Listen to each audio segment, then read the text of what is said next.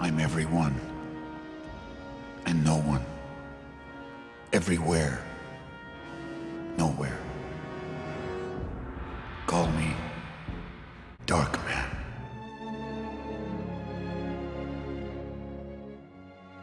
Just hold together, you little... shit. Fragmentation time. 99 minutes. Why won't the liquid skin last? How's the skin coming? Still won't last past 99. I found some memos when I was researching the von Hoffenstein deal that I don't think I was supposed to find. It details certain payments that... Yes, I know the memo. Well, it seems like the payments were... They were payoffs to the zoning commission. Bribes to call a spade a spade. The cells. They're holding. They're stable. But Dr. Westlake, why now? The dark. I think the synthetic cells are photosensitive. Finally, we can replace damaged skin tissue. Does the name Robert Durant mean anything to you? Drugs, racketeering... And real estate. He's a very dangerous man, Julie. And I fully believe he'd do anything to get his hands on that document.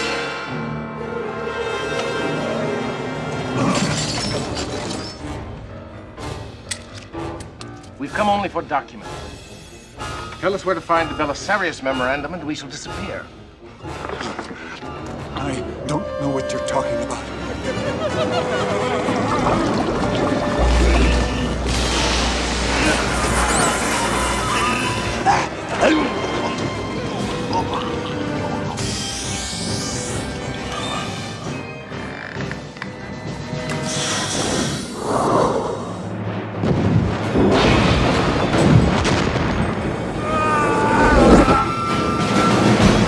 Next, we have a 35-year-old male, no ID, no medical history. He was found on the riverbank just south of the city.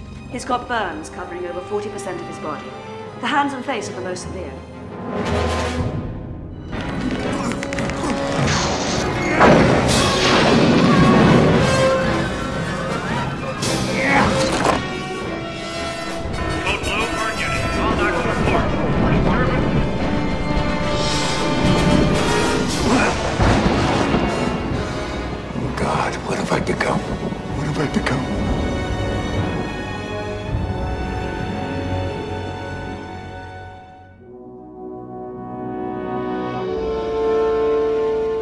On the 24th of August 1990, Darkman hit the big screen in the USA and made its way over to the UK in November.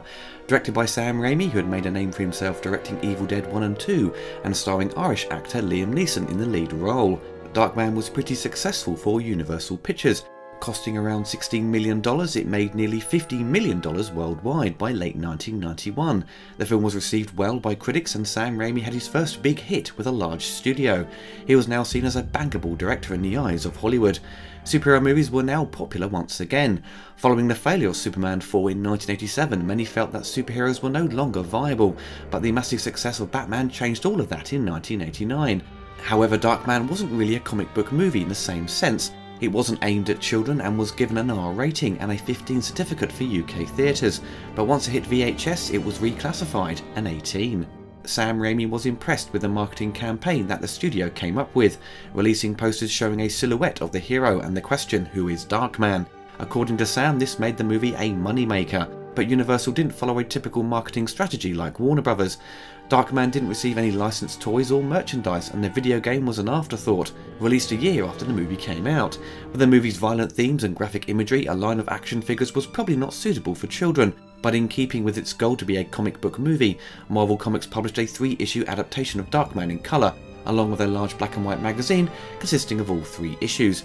Another series of comics was released in 1993, and in 2006 Dynamite Entertainment published a crossover that pitted Darkman against Ash Williams of the Evil Dead series.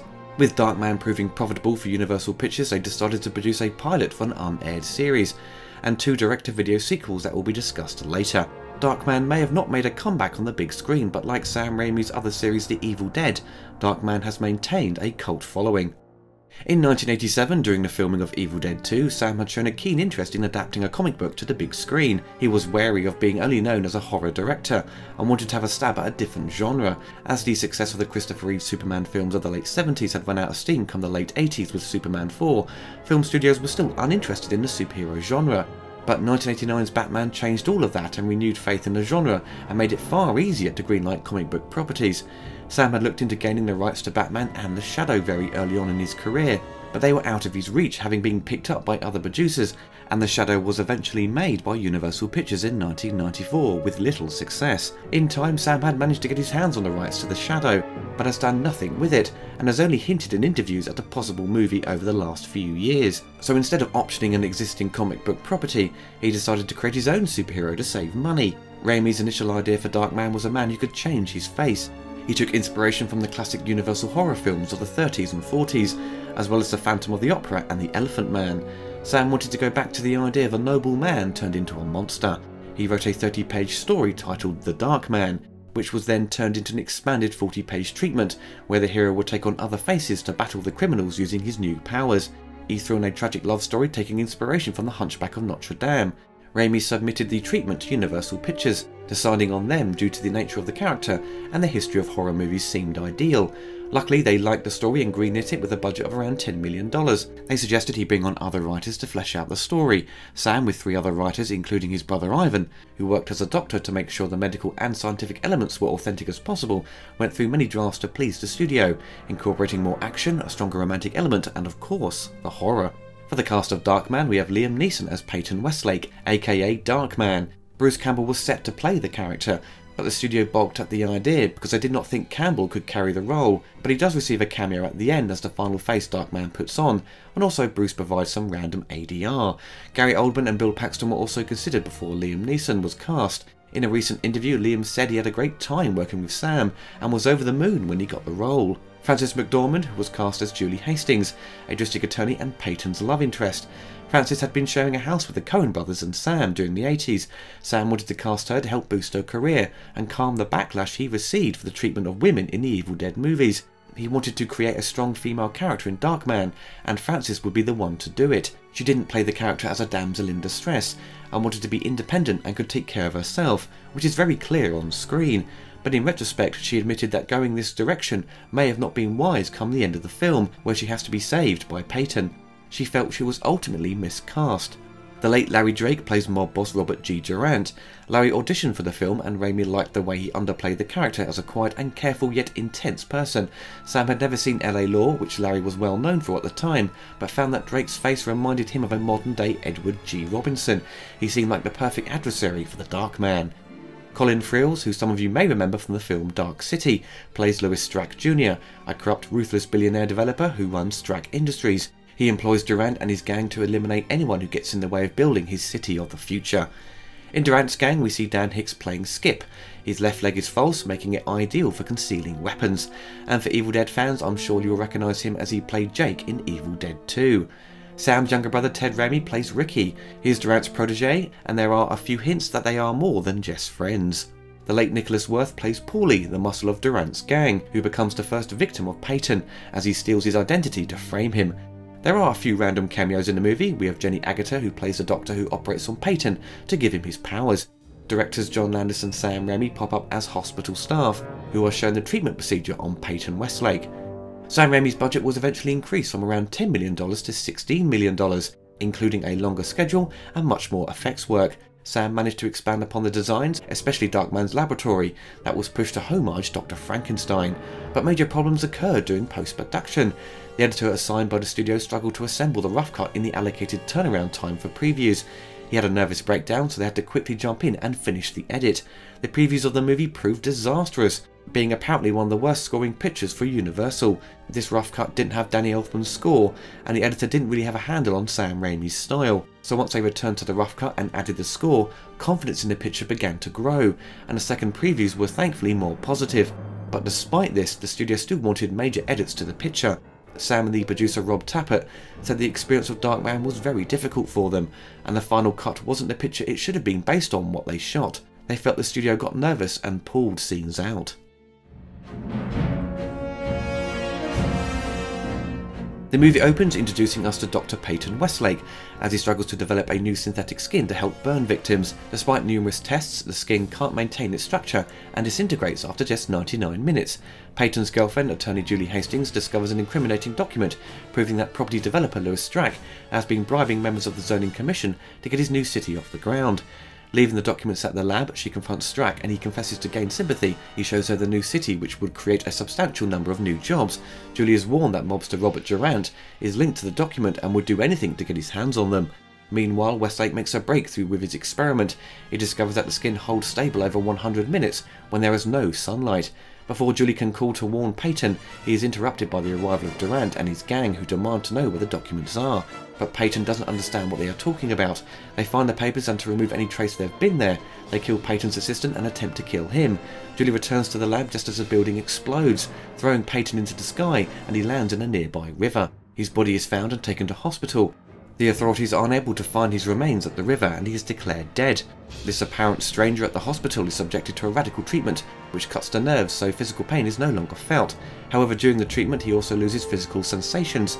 This loss gives him enhanced strength as he is overloaded with adrenaline to keep his injuries from incapacitating him, but it also makes him unstable, becoming very aggressive, and he has difficulty maintaining his rage. Peyton wakes up and escapes from hospital. Planning to wreak his revenge, he sets up a new lab in a condemned building and continues his research, creating a mask of his original face.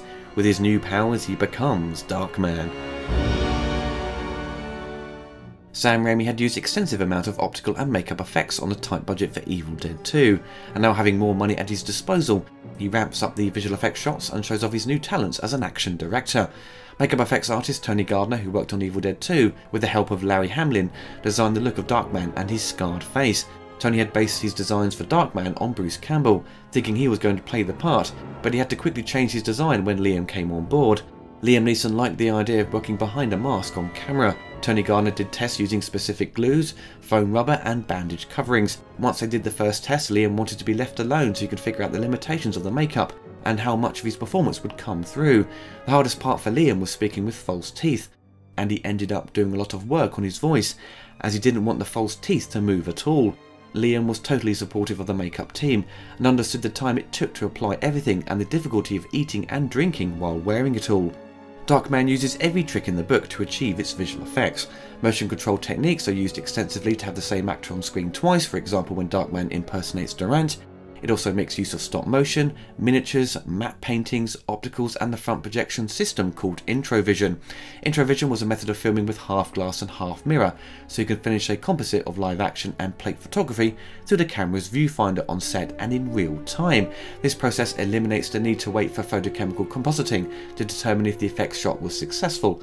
It was first introduced on Outland in 1981, and Sam used it again in Army of Darkness. The film appears to make use of early CGI for the shots of the computer replicating a nose and the copy of Paulie's hand. I'm not entirely sure if the shot of Liam Neeson's floating head was computer generated. It could be real footage of Liam with a lot of optical trickery applied to it. Video Image supplied these effects shots. They also created the computer and video displays throughout the movie. For a film with a $16 million budget, the effects and makeup were very impressive back in 1990 and have stood up well over time, especially the detailed look of Peyton's face. There was of course the wobbly optical effects that often appear dusty and dirty in most of Sam's movies. I don't know why this happens with his films, but his shots are always so inventive when it comes to using the opticals. You push aside their crudeness because they're so interesting to look at. For me, the best visual effects is when Peyton explodes into a fit of rage and it cuts to stop motion and optical effects. It's so inventive and clearly informs the audience what's happening, and the Introvision stuff near the end at the construction site is seamless in many shots. Anything with clean front projection plates always impresses me and gets extra points in my book.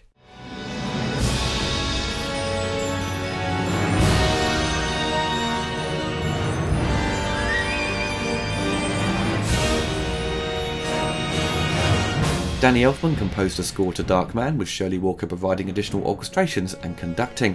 Hot off the success of Batman from the year before, Elfman became a popular choice of composer with his gothic and operatic style of music, and it was a perfect fit for Darkman. Danny also composed Dick Tracy that year, so in the space of 1 year he worked on 3 comic book movies. Darkman inherently has a very similar style to the score on Batman. You can't help but notice those familiar motives and themes. and a lot of the music in this even shows up in Batman Returns from 1992, and quite possibly The Wolfman from 2010. Danny was very complimentary of Sam Raimi, saying he had a wonderful visual style that lends itself easily to music. For Danny, it was an enormous relief writing long, extended musical sequences, something which is very rare in modern movies. Danny had no reason to hold back on this one. The score is a wonderful tribute to the classic horror movies of the 1930s and 40s, which is totally in keeping with the themes of the film. There are also nods to classic action serials, when Darkman is hanging on for his life as he is dragged through the city by a helicopter. There is this big heroic march which kicks in, which isn't gothic in its sound and would fit with something like the Lone Ranger. Everything just seems to work so well. There is just so much variety, making it an impressive, memorable score. The score to Darkman arrived on LP and CD in 1990, and doesn't appear to have been reprinted or expanded over the years, but thankfully it's available on iTunes, so you don't have to cough up huge sums of money to buy the CD on the second-hand market.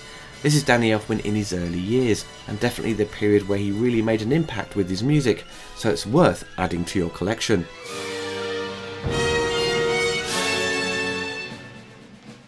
A year after the film's release, Ocean Software released a video game based on the movie. Ocean had huge success with Robocop and Batman on the 8-bit microcomputers, and they were very well known for their movie licensed games. Most often the video game was released alongside the movie, but surprisingly Ocean didn't jump onto Darkman till after it was a success. The game was ported to pretty much every platform at the time, bar the Mega Drive and Super Nintendo. It turned up on the Spectrum, Amstrad, Commodore 64, Amiga, Atari ST, Game Boy and NES. The 8-bit micro versions were handled by Twilight, and Ocean themselves coded the Amiga, Atari ST, Game Boy and NES ports. A good effort was made to translate the story into a video game format, and it focused around Darkman's attempts to copy the villains' faces to get revenge. Starting out as a side-scrolling platformer, and between levels Darkman has to take photos of gangsters. To get an accurate image to recreate their face, the better the photo, the longer he can stay in disguise. Darkman even goes up against ninjas, no idea why they decided to include them. The game is essentially the same across all gaming platforms, but varies due to the limitations of the hardware, or in some cases taking advantage of it. The Spectrum, Amstrad and Commodore 64 are all the same game, but vary in graphical quality. The 16-bit Amiga and Atari ST versions you would think would be the best of the bunch, but sadly not. The cutscenes that tell the story are pretty average, and the game's audio is uninspired, with an irritating sound effect every time Darkman hits someone.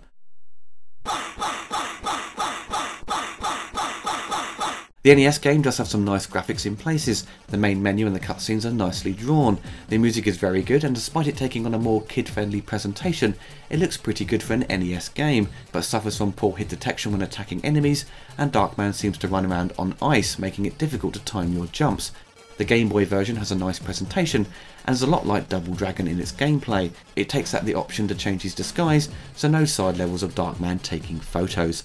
The game was awarded some pretty good scores at the time, especially for the 8-bit micros, with the Spectrum version getting 82% by Crash Magazine, which is very generous. I think if you were kids at the time playing this game, you'd ignore its issues and just enjoy it for the fact that it's Darkman, and there is some variety to the game despite its shortcomings. I think it's a better effort from Ocean, but it's not a game you need to seek out and play. Maybe for nostalgic purposes if you played it in your youth, but now as an adult, you'll find it frustrating and probably turn it off after playing it for 10 minutes. Now before I get to my final thoughts on the film, let's have a look at the direct-to-video sequels and the Unaired Pilot. After the moderate success of Darkman in cinemas, and it proving very successful on home video, Universal's television division produced a pilot for a potential TV series of Darkman. The pilot retells the origin of the character with some alterations, even including footage from Blade Runner, but mostly takes footage from the 1990 film. Christopher Bowen plays Darkman and Larry Drake reprises his role as Robert G. Durant. Because of the poor video quality of this pilot, it's difficult to judge its production qualities, but there is some obvious scale to its set, so a good amount of money was spent on it. The pilot doesn't really tell a story in a traditional sense. It seems like an extended trailer, and what they are offering isn't much. If it was intended to continue the story of Darkman, it should be set after the events of the film, which it kind of does, but it cuts back to footage from the original film too much, making the whole pilot seem confused in what it's trying to do. It was clear this was never going to get off the ground. In 1995, Darkman returned in 2 sequels, with a third movie arriving a year later. These direct-to-video releases, I believe, were some of the early attempts at spending large amounts of money on the video market. Sam Raimi and Robert Tapert executive produced both movies, and Bradford May took on the role of director and cinematographer. Darkman 3 was originally the sequel, but when Larry Drake was available to return as Durant, they decided to release the third movie as the follow-up. In Darkman 2, Durant is back, but I don't know how. He clearly died in the last one, but it's the movies! Reality is not a concern. Durant wants to gain control of the criminal market by creating new guns. Darkman, now played by Arnold Vosloo, has a new base of operations underground, making use of the subway to travel around the city. Still trying to perfect his formula to break the 99-minute barrier. Peyton meets another scientist who is dealing with skin replication, who manages to break the 99-minute limit, but Durant wants to buy the land the scientist's laboratory sits on, and he refuses to sell it, and he meets his untimely death in a similar fashion to how Peyton was attacked.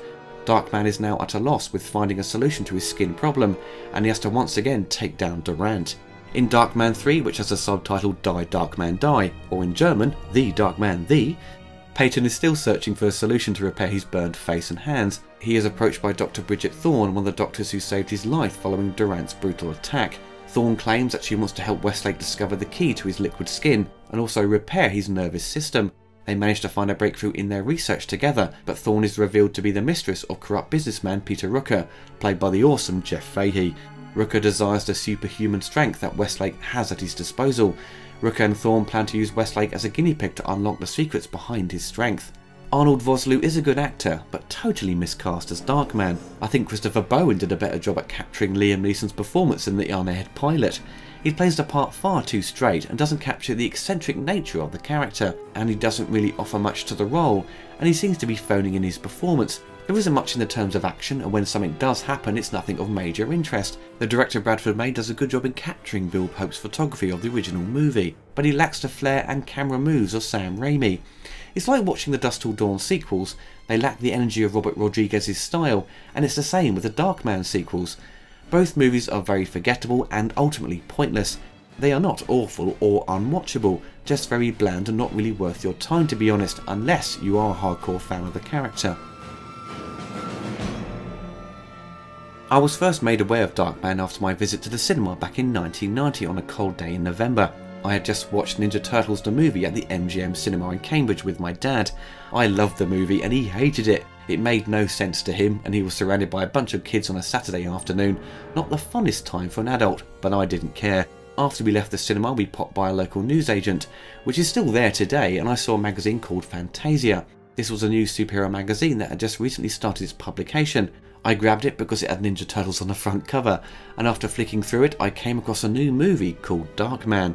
It of course seemed interesting, but this was an 18-rated movie. I wasn't going to be able to see this anytime soon.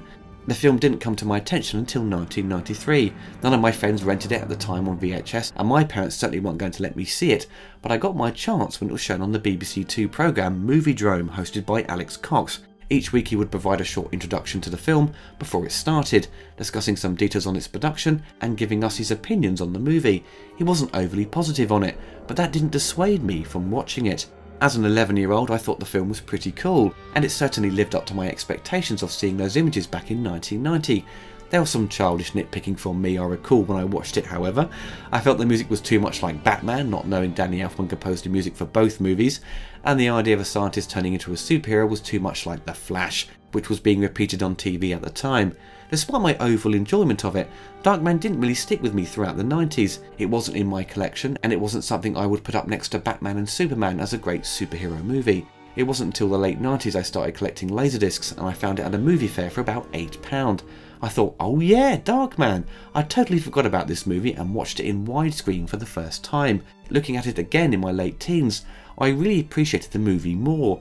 I was far more familiar with Sam Raimi's style thanks to Evil Dead 2, and what he was trying to do with the homages to the classic horror movies of the past, and even The Shadow, where there are some obvious similarities with his costume design. Sam Raimi is one of the very few directors who can combine action, horror, drama and comedy and make it work and not have it turn into an uneven movie with its tone and style.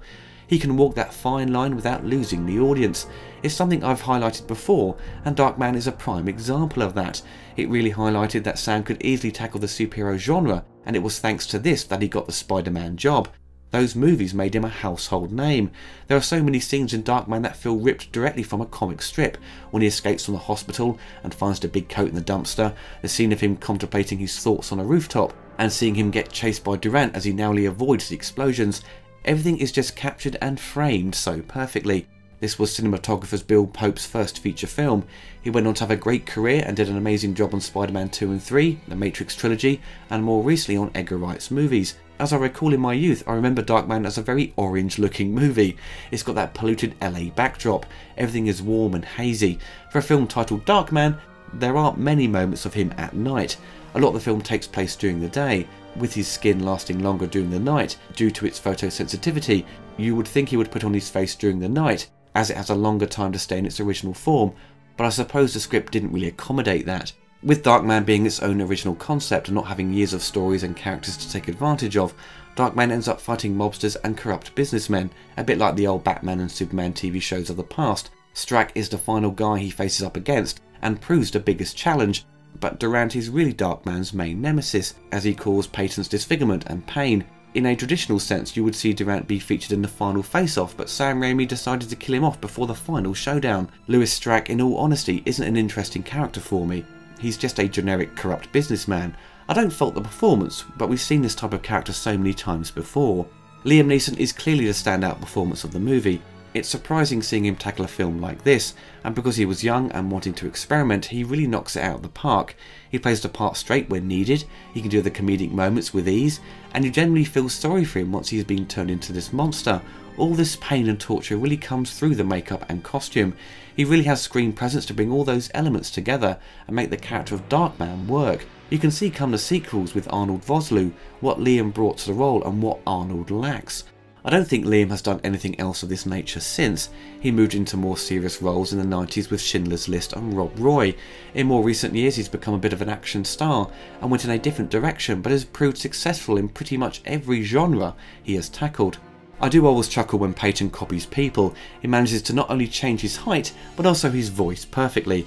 I don't think that was in his repertoire before or after his accident. Liam Neeson is 6'4" apparently, and the people who he impersonates appear to be far shorter than he is. You do have to go into this with a detached sense of disbelief and let it do its thing. I think if you start picking apart the rules and how he can copy people and such, you'll end up ruining the movie for yourself. And it's not a movie to be taken super seriously. You have to remember it's a comic book adventure. Darkman is a superhero movie that deals with a lot of themes and crams them all into just over 90 minutes. Many other superhero origin stories often run over 2 hours and in some cases are a bit bloated or follow very similar structures, so you feel like you're watching the same movie over and over just with a different superhero in the lead. But Darkman doesn't beat around the bush. It hits all the points it needs to tell its story and to get you invested. You could argue it's a little too quick to get Peyton changed into Darkman, and once the gang attack his new lab, it's already near the end of the movie.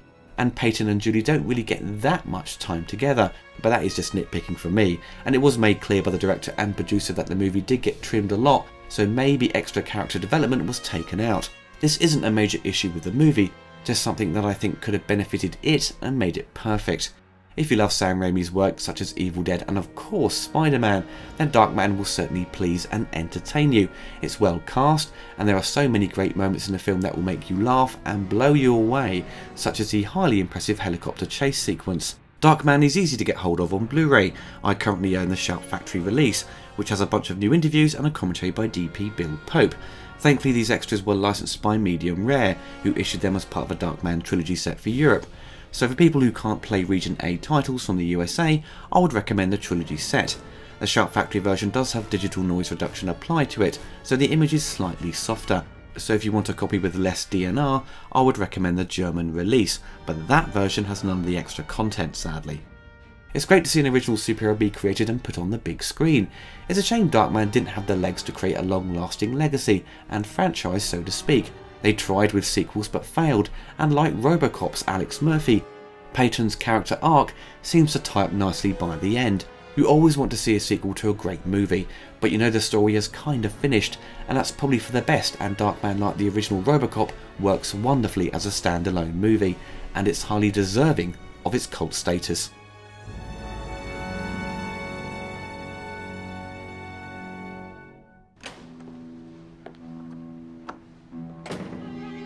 Robert, I have good news and bad. We have a little problem with Miss Hastings. It appears she has uncovered our alliance. And the good news? The good news is that I know who's behind our little troubles of late. When you retrieved my memorandum, you failed to excise the good doctor. Westlake? He's extinct. I saw to it myself. He's alive. I don't like loose ends, Robert. Finish it. Where is he? I believe we have a guide.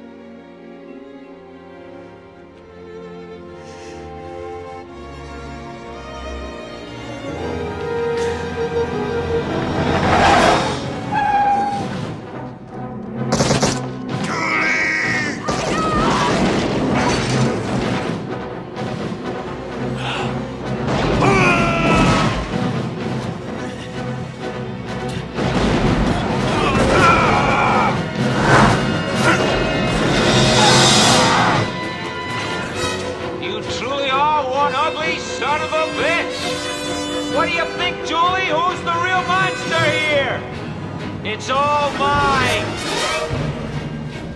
Because I built it! I built it all!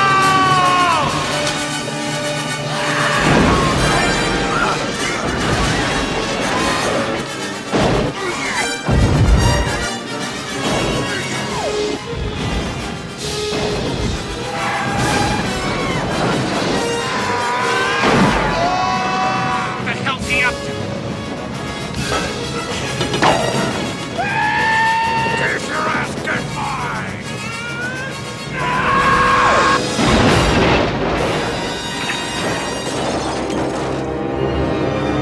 Is gone.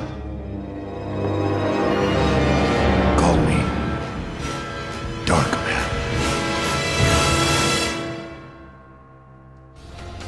If you enjoyed the video, don't forget to like and subscribe. If you want to gain early access to my retrospective reviews, episodes of Fix It in Post and commentary podcasts, you can pledge to my Patreon. Thank you.